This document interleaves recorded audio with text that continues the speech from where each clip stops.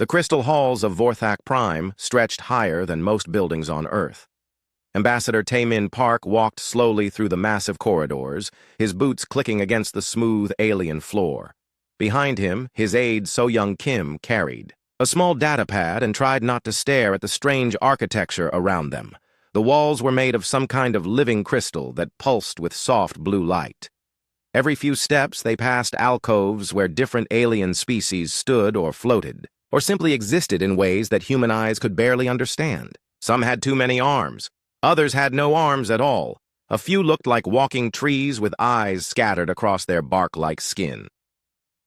"Ambassador Park," So-Young whispered as they walked, "do you think they will really try to force us to accept their demands?" Taemin did not answer right away. He had been a diplomat for 30 years. He had learned that sometimes the most important conversations happened in silence, but he could see the worry in the young woman's eyes. She was only 25 years old, and this was her first time off Earth. "We will see," he said finally.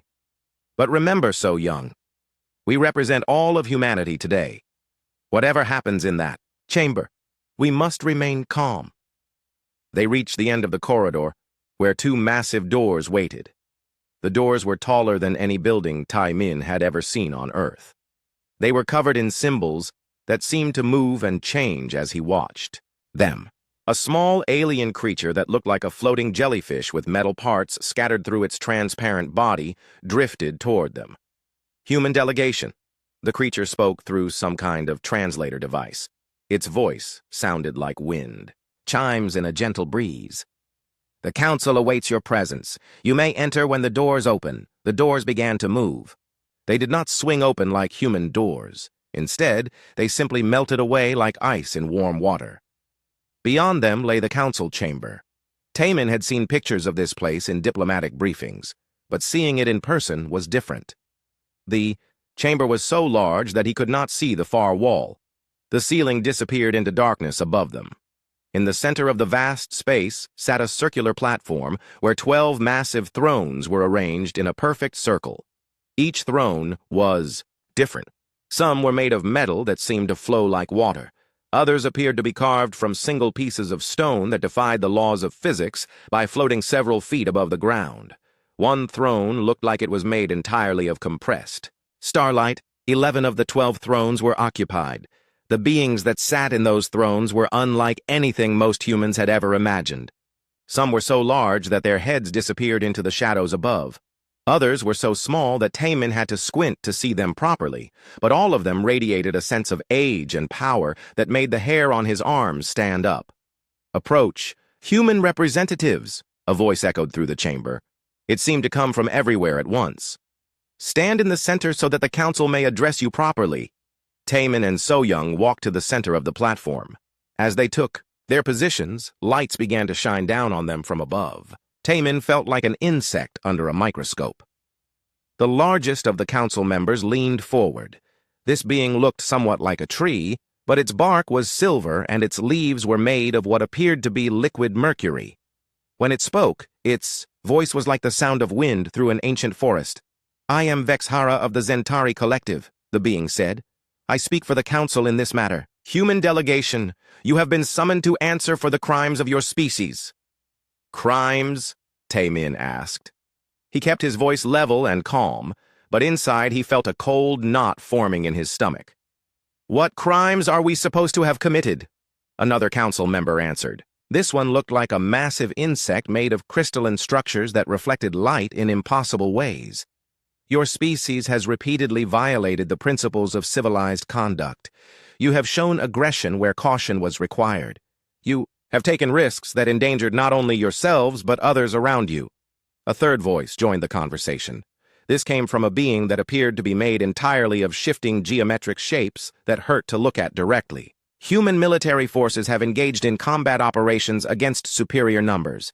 Human traders have refused to submit to legitimate authority when ordered to do so. Human explorers have entered regions of space clearly marked as forbidden zones." Vexhara raised what might have been a hand, and the other voices fell silent. "These behaviors cannot be tolerated. For 10,000 years, the Council has maintained peace and order throughout this galaxy. Your species threatens that stability with Your unpredictable nature. We have never attacked council members, Taemin said carefully. Human forces have only fought in self-defense or to protect innocent lives. That is precisely the problem, said another council member. This one looked like a cloud of gas held together by spinning rings of metal. You fight when fighting. Is not logical. You take risks when the smart choice is to surrender. You explore dangerous regions when any reasonable species would stay in safe areas. Last month, Vexhara continued, a human merchant vessel refused to surrender its cargo to licensed privateers in the Kelton system. Instead of following proper protocols and allowing the privateers to take what they needed, the humans fought back. 3 ships were destroyed, 17 beings died, all because humans cannot accept the natural order of things. So Young stepped forward slightly. Taemin could see that she was angry, but she kept her voice respectful. Those privateers were pirates. They had no legal authority to take anything from our ships. Legal authority is determined by strength and position, another council member replied. This being looked like a giant slug covered in eyes. The privateers were stronger. They had more ships. The logical response was submission. 2 weeks ago, Vexhara went on, human explorers entered the void sector despite clear warnings that the area was off limits. When rescue ships arrived, they found the humans had not only survived, but had established a research station in one of the most dangerous regions of known space. They were studying the gravitational anomalies in that region, Taemin said. Their research could benefit everyone. Their research was reckless, Vexhara replied. Hundreds of ships have been lost in the void sector over the centuries. Any civilized species would have stayed away. The largest council member, who had remained silent until now, finally spoke. This being was so massive that Taemin could only see its lower portion. Its voice was like the rumble of distant thunder. I am Morthak of the Kelvin Empire. My people have watched the galaxy for 15,000 years. In all that time, we have learned that survival depends on knowing when to fight and when to yield. Humans appear incapable of learning this basic truth. You charge into battles you cannot win, another member added. You explore places that should remain unexplored. You ask questions that should not be asked. This behavior endangers everyone around you. Vexhara stood up from the flowing metal, throne. As the being rose to its full height, Taemin realized it was even larger than he had thought. The Council has reached a decision. Humanity will submit to behavioral correction protocols, or your species will be quarantined from civilized space forever. What exactly are these protocols? Taemin asked, though he suspected he already knew the answer. Neural modification, Morthak rumbled. Your aggressive instincts will be suppressed. Your tendency toward reckless behavior will be corrected. Your children will be raised with proper understanding of civilized conduct. The chamber fell silent except for the quiet humming of alien technology. Taemin felt so Young tense beside him. He could see the shock and horror in her eyes, but he also saw something else there. Determination. You want to change what makes us human, he said finally. We want to make you civilized, Vexhara replied. Submit to the protocols, and your species will be welcomed back into galactic society as productive members. Refuse, and humanity will be banned from all council space. No trade, no communication, no assistance if your worlds face natural disasters or enemy attacks. Taemin looked around the circle of alien beings. Some watched him with what might have been curiosity. Others seemed completely indifferent. A few appeared to be waiting for him to grovel and beg for mercy. He had spent 30 years learning how to read alien body language and expressions. Right now, what he saw in the council chamber was the complete certainty that humanity would accept their terms. They believed that no species would choose isolation over the safety and prosperity that came with council membership. We need time to consider your offer, Taemin said. You have 72 standard hours, Vexhara announced. Return here with your answer. Choose wisely, human. This offer will not be repeated. The lights above them dimmed, and Taemin knew the audience was over. He turned and walked toward the melting doors with So Young beside him. Neither of them spoke until they were back in the crystal corridors.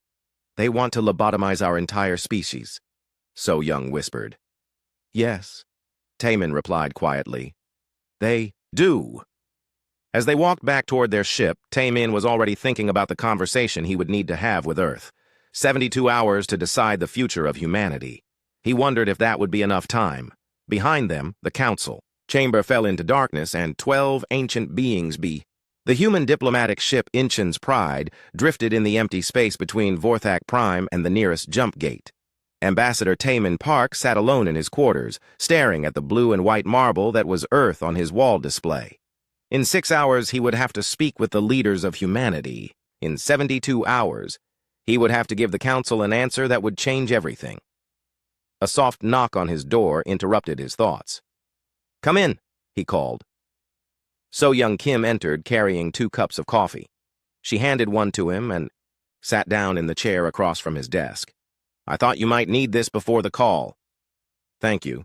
Taemin took a sip and felt the familiar warmth spread through his chest.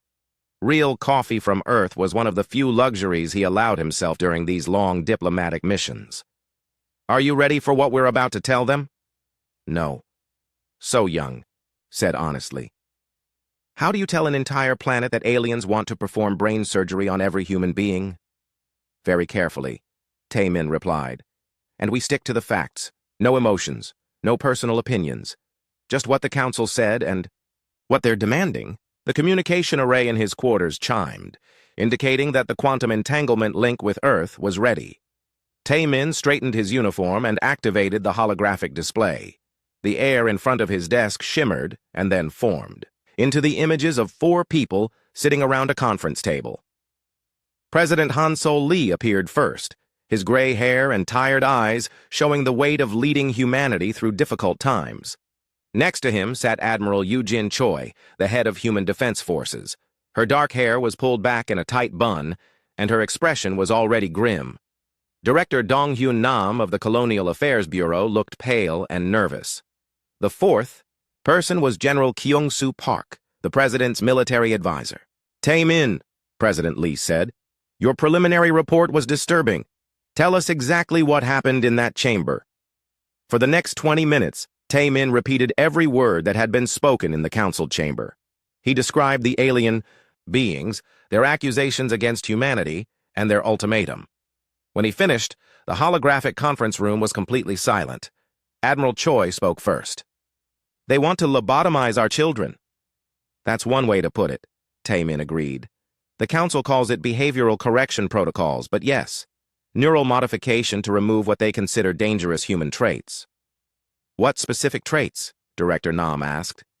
"Our willingness to fight against impossible odds, our tendency to explore dangerous places, our refusal to submit to authority when we believe that authority is wrong." Taemin paused. "Essentially, they want to remove everything that makes us human." General Park leaned forward. "What happens if we refuse?" "Complete isolation from galactic society. No trade, no communication, no assistance of any kind. We would be banned from all council space." "How much of the galaxy do they control?" President Lee asked. "Roughly 80% of known space," Taemin replied. "All the major trade routes, most of the habitable worlds, and nearly all the advanced technology we rely on for our colonies." Admiral Choi stood up and began pacing behind her chair. "So our choices are slavery or exile?" "That appears to be the situation," Taemin confirmed. Director Nam pulled up a datapad and started reading from it. "Our colonies outside council space could survive independently for maybe 6 months. After that, they would need regular supply, shipments from Earth or other human worlds. Without access to council trade routes, those shipments become nearly impossible." "What about our military?" General Park asked. "Could we fight the council if necessary?" Admiral Choi stopped pacing and looked directly at the holographic display. "General, the Council has been in space for thousands of years. Some of their member species have been building warships since before humans discovered fire. We have maybe 300 combat vessels spread across 50 light years. They have fleets that could blot out stars. So fighting is not an option." President Lee said. "Fighting the Council directly would be suicide." Admiral Choi agreed. "But there might be other options." Director Nam looked up from his datapad. "What kind of other options?" Admiral Choi exchanged a look with President Lee. Something passed between them that the others did not understand. "Dong-Hyun, show them." "The files." Director Nam's face went pale. "Sir, those files are classified at the highest levels." "Not anymore," President Lee said firmly. Show them everything. Director Nam's hands shook slightly as he activated his data pad. New holographic displays appeared in the air around the conference table. Star charts, ship designs, and location data filled the space. For the past 15 years, Director Nam began, we have been tracking the disappearance of human ships in deep space. 17 colony vessels have vanished without a trace over the last century. We always assumed they were lost to accidents or alien pirates. But they weren't lost, Admiral Choi continued. 3 months ago, our deep space reconnaissance probes found them. All 17 ships. They're not just alive, they're thriving. Taemin leaned forward, staring at the star charts. Where are they? Beyond the galactic rim, Director Nam said. In the void between galaxies. They've been building something out there for over 100 years. Building what? So Young asked. She had been silent during most of the conversation, but now she seemed unable to contain her curiosity. We're not entirely sure, Admiral Choi admitted. Our probes were detected before they could get close enough for detailed scans. But the energy signatures suggest construction on a massive scale, bigger than anything the Council has ever built. President Lee stood up from his chair. The point is, we have options the Council doesn't know about. Humanity is not as helpless as they believe. What are you suggesting? Taemin asked. We withdraw, President Lee said simply. All human colonies, all human ships, all human personnel. We leave Council space completely. Sir, Director Nam protested, that would mean abandoning everything we've built over the past 2 centuries. Our trade networks, our diplomatic relationships, our colonies on Council worlds. Our colonies on our own worlds, Admiral Choi corrected. Every human settlement outside Earth was established by human effort and human blood. We built those places. We can abandon them if we choose to. General Park looked skeptical. Where would we go? Earth can't support all of humanity by itself. We go beyond the rim, President Lee said. We join our people who are already out there. We find out what they've been building for the past century. That's assuming they want us to join them, Taemin pointed out. These missing colonists left human space for their own reasons. They might not welcome refugees from Council space.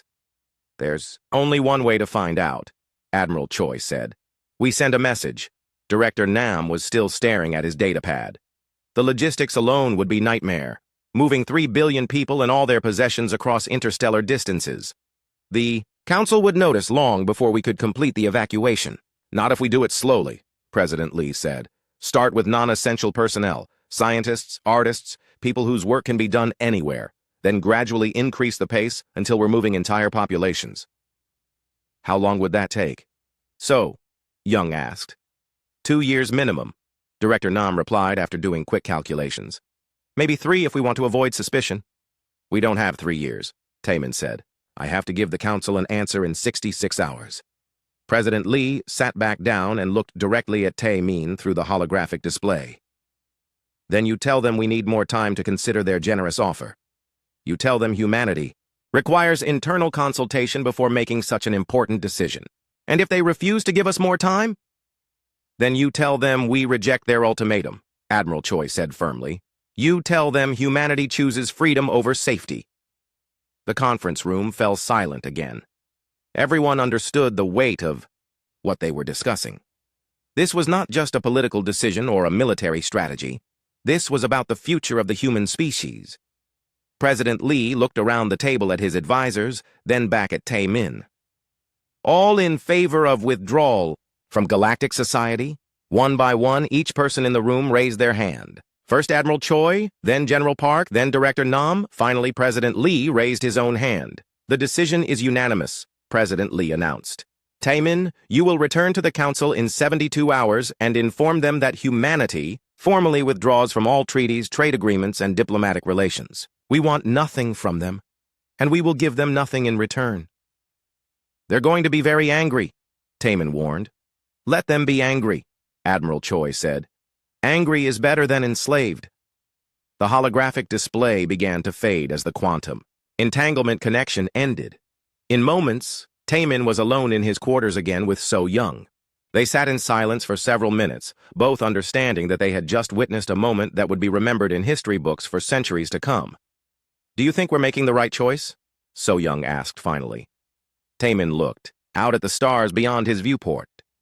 Somewhere out there, beyond the edge of the galaxy, 17 ships full of humans were building something the Council could not imagine. Something that might change everything. I think we're making the only choice we can live with, he said. Tomorrow, we go back to the Council and tell them that humanity walks its own path. So Young nodded, and Ambassador Taemin Park stood once again in the crystal chamber of the Galactic Council. This time, he was not nervous. This time, he knew exactly what he was going to say. Behind him, So Young Kim held herself straight and proud. At his left side, Chief of Security Kyung-ho Jang watched the alien council members with the calm eyes of a professional soldier. The 12 thrones were all occupied now. The council had assembled in full for humanity's answer. Vex Hara of the Zentari leaned forward, Mercury leaves rustling with anticipation. Human delegation, the ancient being spoke. 72 hours have passed. What is your species' decision regarding the behavioral correction protocols? Taemin stepped forward into the circle of light at the center of the platform. Honored Council, humanity has carefully considered your generous offer. And, Morthak rumbled from his massive throne, we respectfully decline, Taemin said clearly. Furthermore, humanity formally withdraws from all treaties, trade agreements, and diplomatic relations with the Galactic Council. We want nothing from you, and we will give you nothing in return. The chamber erupted. Several council members began speaking at once in languages that the translation devices could not keep up with. Others sat in stunned silence. One being that looked like a collection of floating crystals began flashing different colors rapidly.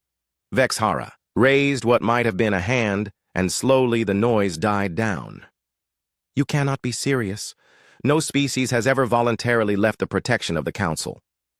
We are completely serious, Taemin replied. Effective immediately, all human personnel will withdraw from Council space. All human colonies will be evacuated. All human trade agreements are cancelled. You will doom your species to extinction, said the insect-like being made of crystal. Without Council protection, you will be prey for every pirate and warlord in the galaxy. Kyung-ho Jang spoke for the first time. We can take care of ourselves.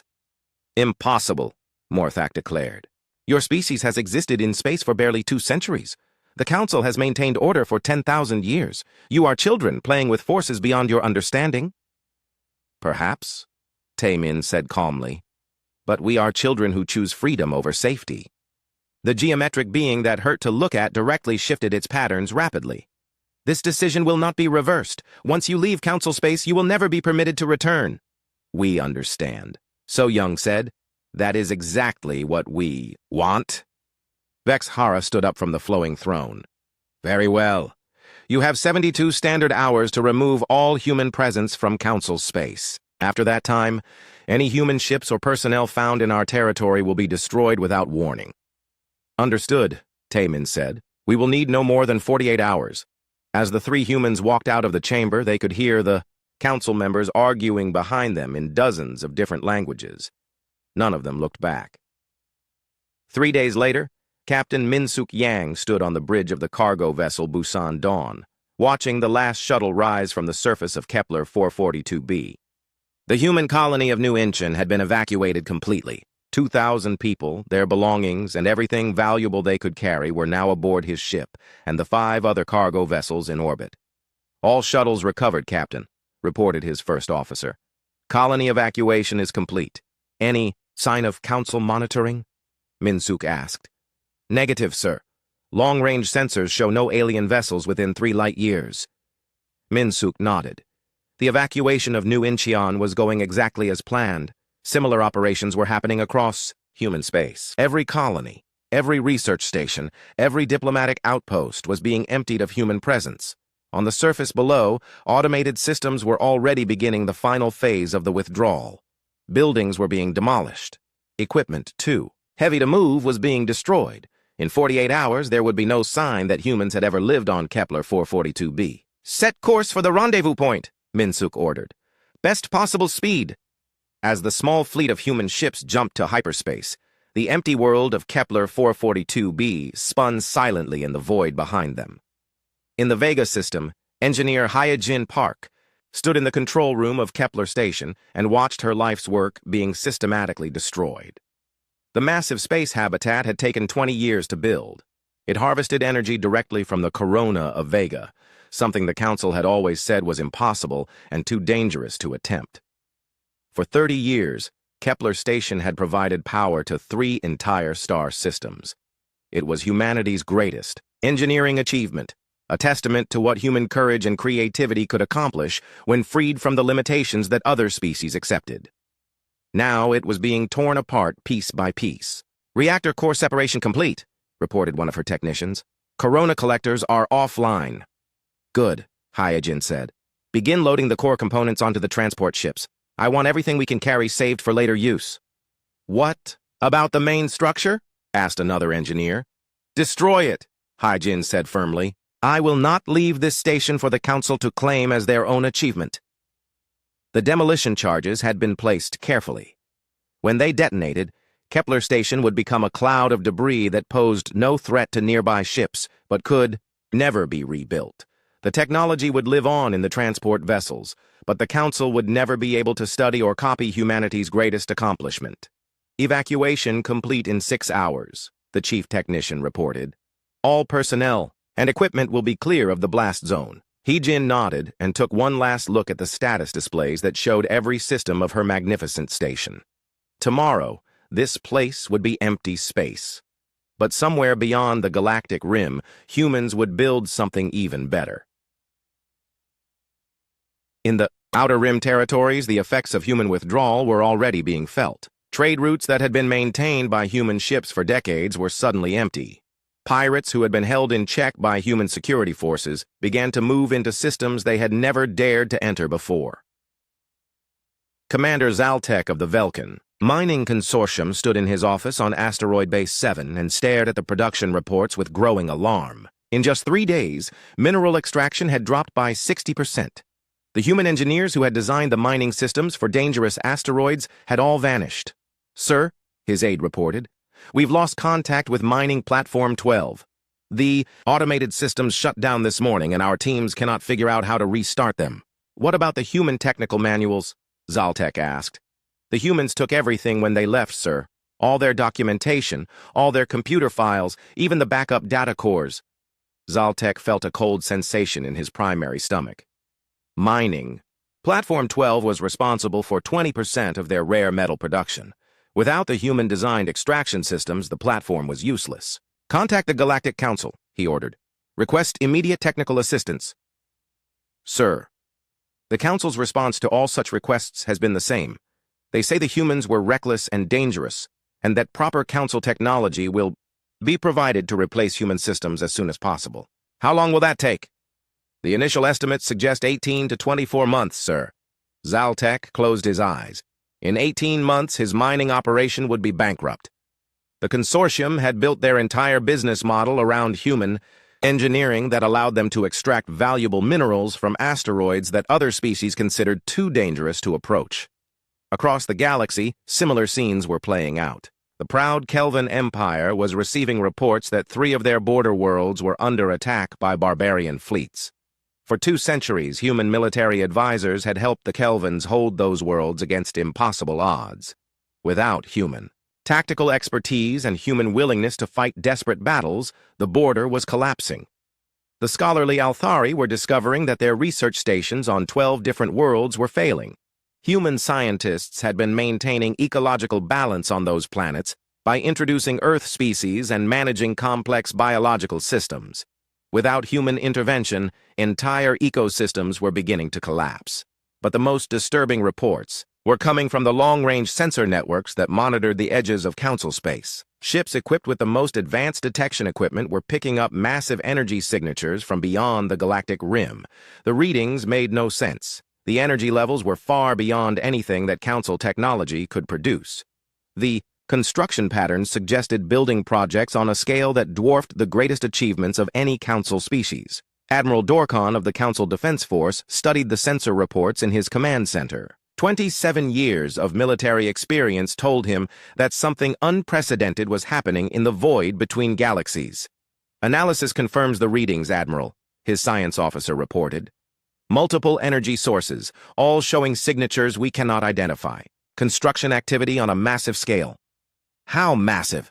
Dorkan asked. Conservative estimates suggest building projects the size of small moons, sir. Possibly larger. Who could be responsible for such construction? The science officer hesitated. Sir, the energy signatures appeared approximately 72 hours ago. That corresponds exactly with the human withdrawal. 6 months had passed since the last human ship disappeared beyond the galactic rim. The silence from humanity was complete and absolute. No communications, no trade requests, no diplomatic messages. It was as if 3 billion humans had simply vanished from existence. In the crystal halls of Vorac Prime, Council Speaker Vex Hara studied the latest reports with growing unease. The consequences of humanity's withdrawal were far worse than anyone had predicted. What had started as minor inconveniences had grown into major crises that threatened the stability of the entire galactic order. The situation in the Outer Rim is deteriorating rapidly, reported Admiral Dorkan during the emergency session. Without human patrol ships, pirate activity has increased by 400%. 17 Council member worlds have requested immediate military assistance.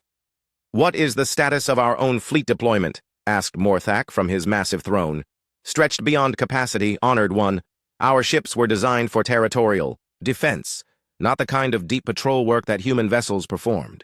We simply do not have enough ships to cover the areas that humans once protected. Vexahara's mercury leaves rustled with frustration. The humans told us they were protecting those regions without our authorization. We assumed they were exaggerating their importance. It appears we were wrong, Dorkan admitted reluctantly. Another council member, the crystalline insect being known as Ket-Ara, spoke up. The economic disruptions are equally severe. The Velkan Mining Consortium has declared bankruptcy. 3 major shipping companies have ceased operations in the dangerous zones that human pilots once navigated routinely. Surely our own people can learn to operate in those regions, said the geometric being whose name was unpronounceable in most languages. That is the problem, Ket-Ara replied. We have tried. 18 ships have been lost attempting to navigate the Maelstrom Nebula alone. The humans used to run supply convoys through that region every month without a single loss. Vex Hera stood and began pacing around the circle of thrones, a habit the ancient being had developed during times of stress. What about the research? Stations that humans abandoned? Ecological collapse on 7 worlds, reported another council member. The human scientists were maintaining complex biological balance systems that we did not fully understand. Without their intervention, entire ecosystems are dying. Can we not send our own scientists to replace them? We have tried. The Althari dispatched their best xenobiologists to the research station on Kepler 442b. Within 2 weeks, the primary food chain had collapsed and the introduced Earth species began dying en masse. Our scientists admit they have no idea how the humans maintained such complex ecological systems. Morthak's voice rumbled through the chamber like distant thunder. Perhaps we underestimated the extent of human involvement in galactic affairs. The humans were supposed to be junior partners, Vex Hara said defensively. They had only been in space for 2 centuries. How could such a young species become so integral to our civilization? Admiral Dorkan cleared his throat. Honored Council, there is something else. The long-range sensor readings from beyond the galactic rim have become more disturbing. Explain, Vex Hara commanded. The energy signatures have grown stronger and more complex. Our best analysts believe the construction activity has expanded to cover an area larger than most star systems, and there are indications of technology that we cannot identify or understand. You think the humans are responsible for this activity? The timing remains highly suspicious. The construction began exactly when the humans withdrew from our space, and the scale of the project suggests a level of engineering capability that we did not know humans possessed. Vex Hera stopped pacing. That is impossible. We monitored human technology closely. They had nothing that could produce energy signatures of this magnitude. Perhaps, Dorkan said carefully, we did not monitor them as closely as we believed. The chamber fell silent. The implications of that statement were too disturbing for most council members to contemplate. In the Kelvin Empire, General Thaxamore stood in the command center of Border Station 12 and watched his tactical display with growing despair. 3 worlds had fallen to barbarian raiders in the past month. 2 more were under siege. The border that his people had held for 15 centuries was collapsing. "Sir," his aide reported, "the defense of Kelvin Prime 7 has failed. The garrison was overrun 6 hours ago." Thaxmore closed his primary eyes. Kelvin Prime 7 had been defended by a combination of Kelvin regular forces and human military advisors. When the humans withdrew, they had taken with them not just their personnel, but their tactical knowledge, their willingness to fight impossible battles, and their strange ability to win against superior numbers. "What was the ratio of enemy forces to defenders?" he asked. "Approximately 15 to 1, sir? And the garrison fought to the end?" "Yes, sir. But without human tactical support, they were unable to achieve the force multiplication that we had come to expect." Thaxmore understood. For 2 centuries, human military advisors had taught Kelvin forces how to fight battles that should have been impossible to win. Humans had a gift for turning desperate situations into victories through sheer stubborn refusal to accept defeat. Without that human influence, Kelvin forces fought bravely but conventionally. Against overwhelming odds, conventional tactics led to conventional results. "Defeat, sir," another aide interrupted. "We are receiving a priority communication from the Galactic Council. Put it through." The holographic image of Vexahara appeared in the command center. "General Thaxmore, the Council is aware of your situation. We are prepared to offer additional fleet support for your border defense." "How much additional support?" Thaxmore asked. 12 ships, available for deployment within 4 months. Thaxmore felt something that might have been bitter laughter if his species were capable of such expressions. "Honored Speaker, I need 100 ships available immediately. The barbarian fleets will have overrun the entire border region within 4 months. The Council cannot spare additional resources at this time. Other regions are experiencing similar difficulties." "Then the Kelvin Empire formally requests the immediate return of human military advisors." "That is impossible. The humans have been banned from Council space. Then perhaps the Council should reconsider that decision." Vexhara's image flickered slightly. "The Council's decision regarding humanity is final and irreversible." The communication ended, leaving Thaxmore alone with the knowledge that his empire was doomed. Without human help, the borders would fall. Without the borders, the barbarian fleets would sweep into the heart of Kelvin space. Everything his people had built over millennia would be destroyed. On the research world of Althera Prime, xenobiologist Daltem studied the latest ecological data with growing horror. The biological diversity on former human research stations was collapsing at an unprecedented rate. "The extinction rate has accelerated again," his assistant reported. 17 more species declared extinct this week on the Kepler system worlds alone. "What about the Earth species that the humans introduced?" 90% mortality across all sites. The few survivors appear to be in stasis, waiting for conditions that are no longer occurring. Daltem had spent his entire career studying the intricate ways that different species interacted to create stable ecosystems. What the humans had accomplished on their research worlds was beyond anything he had thought possible.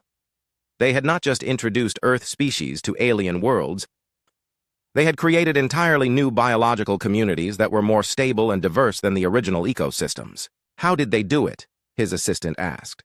"Our best models suggest that the species combinations they used should have been completely incompatible." "I believe," Daltem said slowly, "that humans understood something about biological systems that we do not.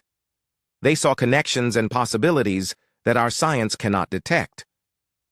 "Are you saying that human science was superior to ours?"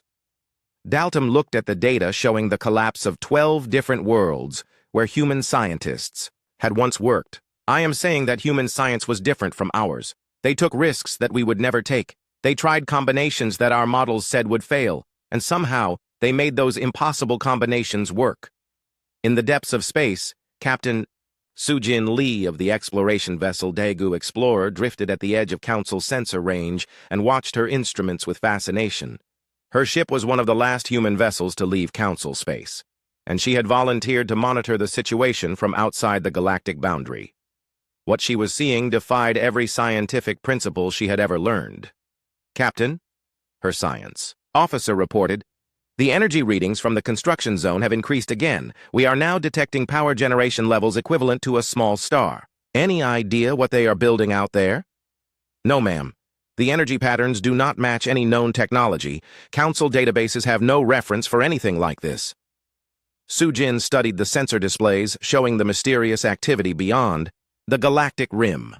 Whatever her fellow humans were building in the void, it was something that the galaxy had never seen before. "Captain," the communications officer called out, "I am receiving a transmission from the construction zone. It is addressed to all human vessels. Put it through." The voice that came through. The emergency session of the Galactic Council was unlike any in their 10,000-year history. Representatives from dozens of species filled the crystal chamber, many appearing as holograms from worlds too distant to travel safely.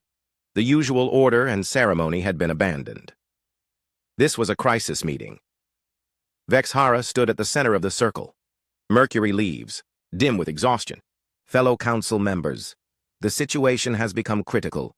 Border worlds continue to fall. Trade routes remain impassable.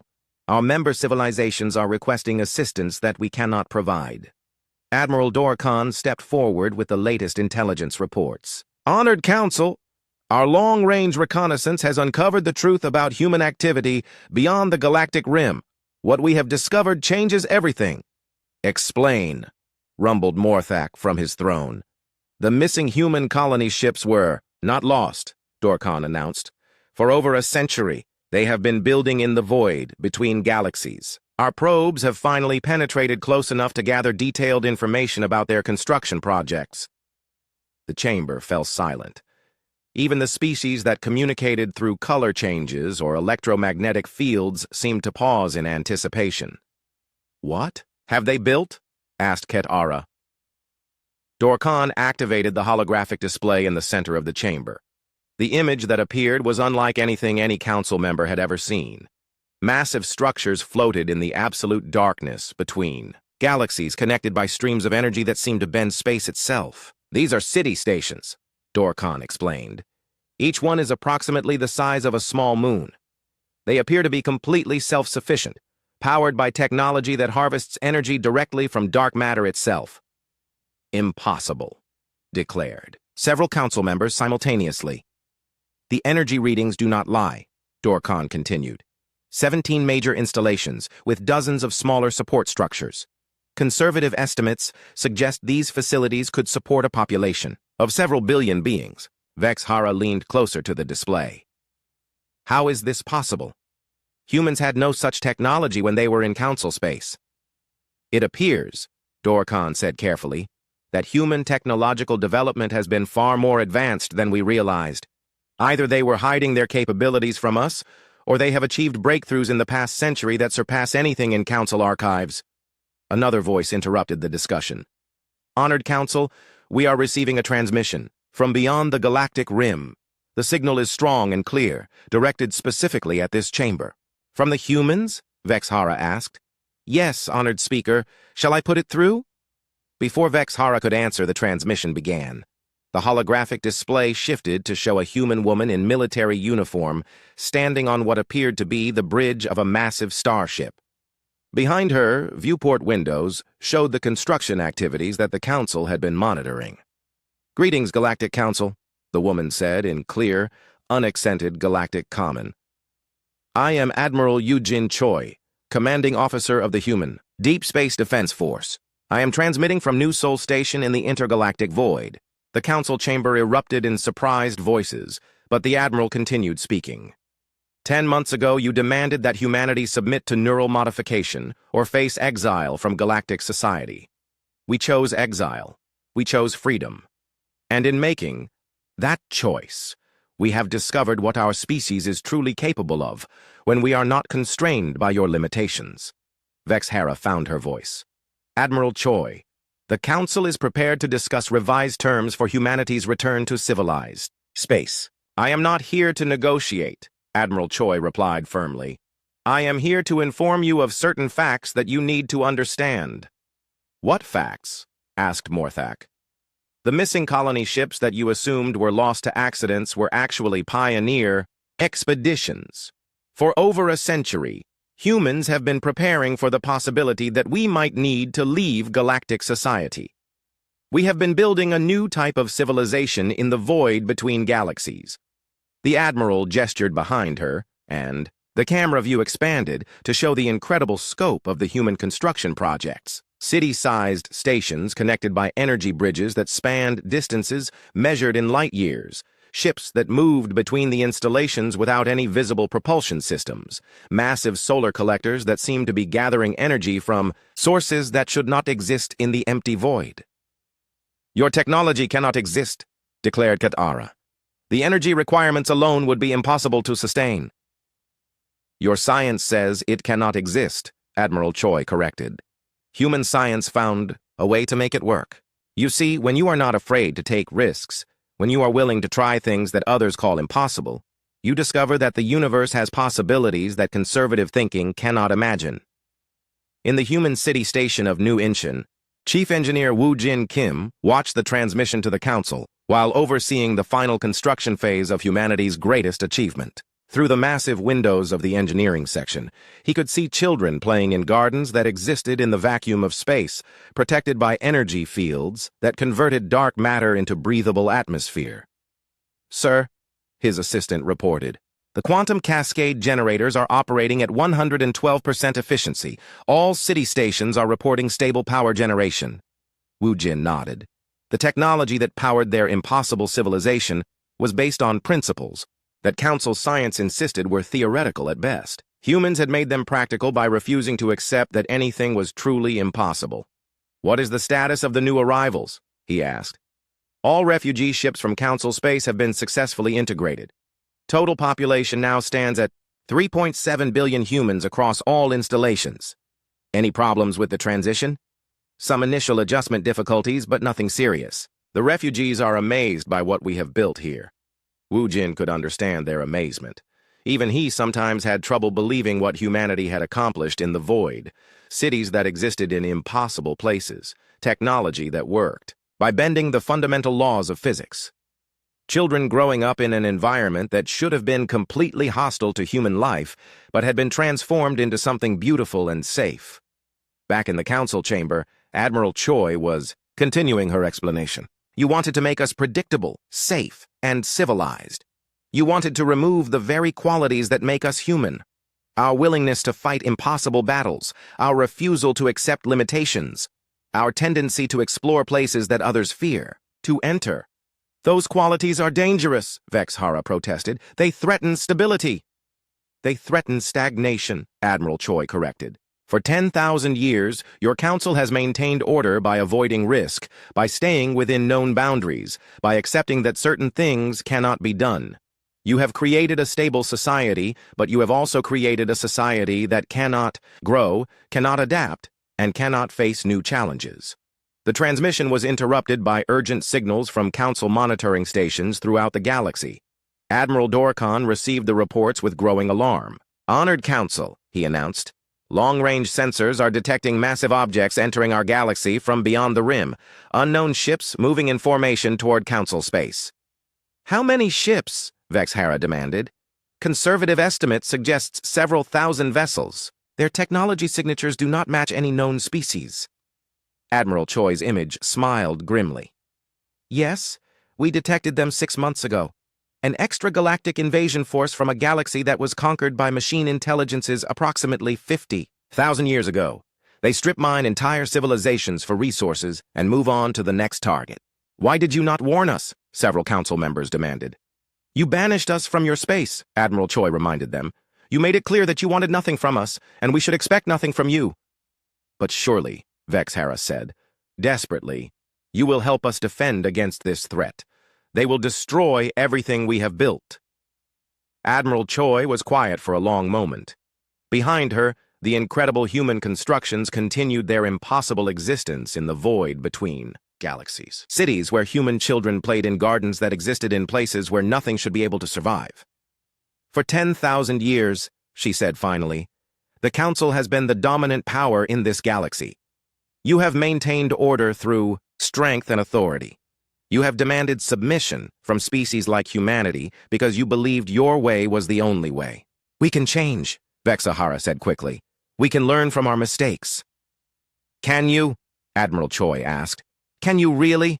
When faced with an impossible threat, will you choose to take impossible risks? Will you fight battles that cannot be won? Will you try solutions that your science says cannot work? The council chamber fell silent. Everyone present knew the answer to that question. The invasion force will reach the outer rim of council space in approximately 6 months, Admiral Choi continued. Their technology is superior to anything in your databases. Their ships are designed to destroy entire civilizations. By conventional, military thinking, they cannot be defeated. What do you suggest? Morthak asked quietly. I suggest, Admiral Choi said, that you learn what it means to be